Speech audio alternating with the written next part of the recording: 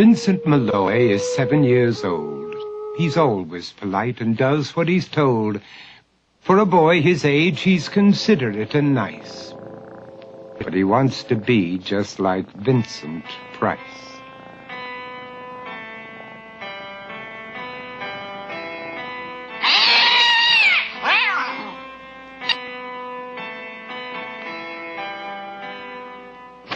He doesn't mind living with his sister, dog, and cats, though he'd rather share a home with spiders and bats.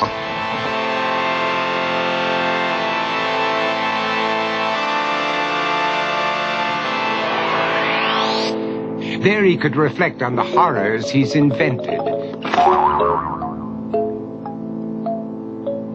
and wander dark hallways alone and tormented.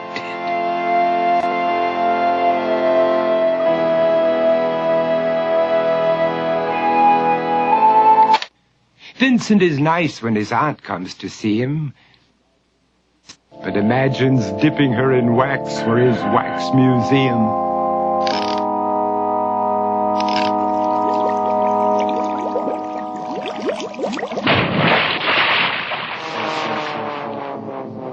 He likes to experiment on his dog, Abercrombie, in the hopes of creating a horrible zombie, so he and his horrible zombie dog could go searching for victims in the London fog. His thoughts, though, aren't only of ghoulish crime. He likes to paint and read to pass some of the time. While other kids read books like Go, Jane, Go, Vincent's favorite author is Edgar Allan Poe. One night, while reading a gruesome tale, he read a passage that made him turn pale. Such horrible news he could not survive, for his beautiful wife had been buried alive. He dug out her grave to make sure she was dead, unaware that her grave was his mother's flower bed. His mother sent Vincent off to his room. He knew he'd been banished to the Tower of Doom, where he was sentenced to spend the rest of his life alone with the portrait of his beautiful wife. While alone and insane, encased in his tomb, Vincent's mother burst suddenly into the room. She said, "If you want to, you can go out and play. It's sunny outside and a beautiful day."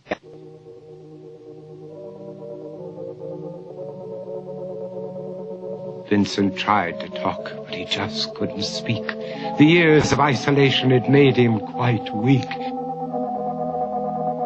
So he took out some paper and scrawled with a pen, "I am possessed by this house and can never leave it again." His mother said, "You're not possessed and you're not almost dead. These games that you play are all in your head. You're not Vincent Price, you're Vincent Malloy. You're not tormented or insane, you're just a young boy. You're 7 years old and you are my son. I want you to get outside and have some real fun." Her anger now spent, she walked out through the hall. And while Vincent backed slowly against the wall, the room started to sway, to shiver and creak. His horrid insanity had reached its peak. He saw Abercrombie, his zombie slave, and heard his wife call from beyond the grave. She spoke from her coffin and made ghoulish demands, while through cracking walls reached skeleton hands. Every horror in his life that had crept through his dreams swept his mad laughter to terrified screams. To escape the madness, he reached for the door, but fell limp and lifeless down on the floor. His voice was soft and very slow as he quoted The Raven from Edgar Allan Poe. "And my soul from out that shadow that lies floating on the floor shall be lifted nevermore."